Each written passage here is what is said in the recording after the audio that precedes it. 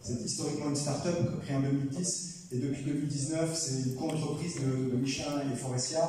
Et donc, à partir de ce moment-là, la start-up qui était à moins de 100 personnes a fait x3, puis x2 en l'espace de 4 ans.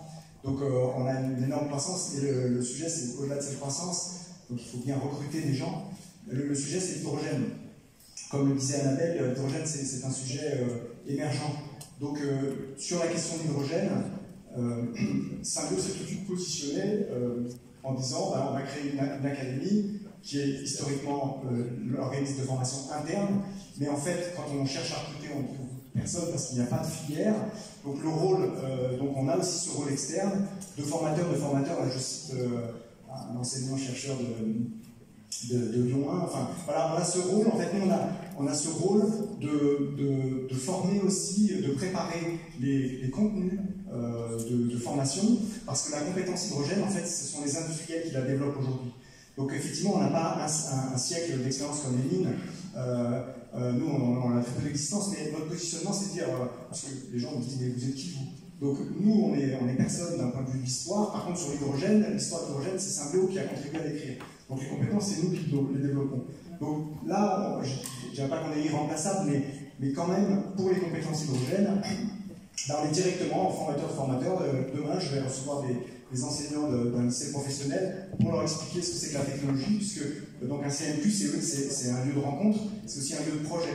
Donc on a beaucoup de projets en commun, et dans ces projets, on apprend justement à se connaître, on travaille ensemble, et on atterrit un petit peu, en tout cas, sur la question de la compétence hydrogène.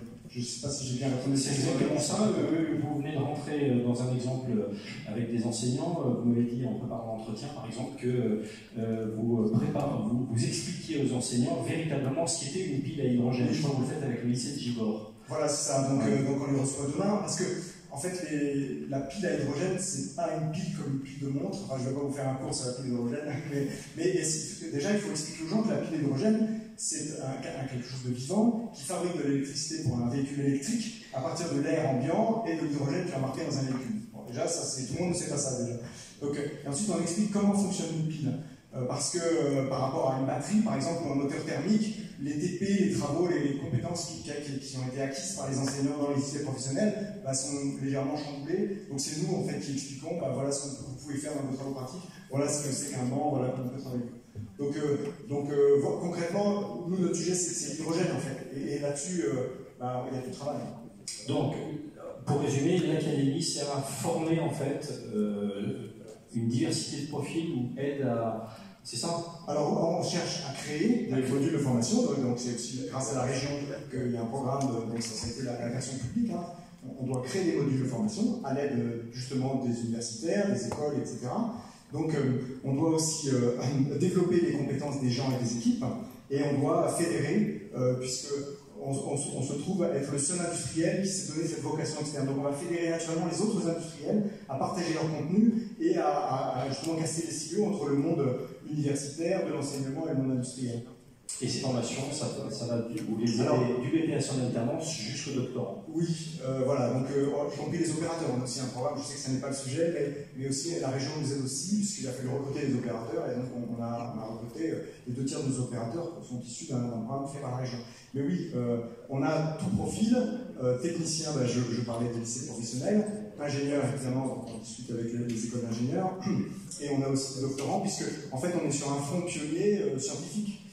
Et c'est aussi notre positionnement un peu prescripteur par rapport à la tradition, c'est de dire aux instituts de formation, quels qu'ils soient, que contrairement au modèle traditionnel qui consiste à appeler un industriel pour faire le TP, l'exemple applicatif, pour la question de l'hydrogène, nous on renverse la proposition, on dit non, la compétence hydrogène de vos futurs techniciens, de vos futurs ingénieurs, vous allez la développer par la pratique. Donc idéalement la compétition, on pourra en parler après, donc la pratique, la modélisation sur banc, mais aussi la partie expertise scientifique, c'est nous en fait les prescripteurs, parce que la théorie, on la connaît, donc ce qu'on demande, c'est plutôt de piocher sur les 3 thématiques particulières, de la gestion thermique, de la saturation hydrique, etc. Voilà, vous avez le savoir scientifique, mais on ne veut pas tout sur la pile à hydrogène. La théorie, on la connaît depuis 1842. Donc c'est nous, on se positionne comme prescripteurs. Et ça, c'est aussi peut-être un changement d'attitude qui n'est pas forcément confortable ni pour nous, ni pour le monde de l'enseignement. On peut le résumer en soi un prescripteur. C'est votre rôle aujourd'hui, vous êtes en train de fabriquer finalement les enseignements de demain, enfin, qui vont s'appliquer sur le terrain.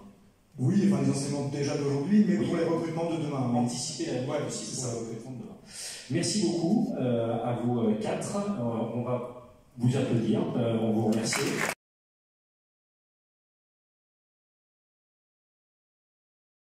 Parce que, oui, en fait, dans les projets financés par la région, dans le cadre du campus, je vous disais tout à l'heure que les compétences hydrogènes sont développées par la pratique.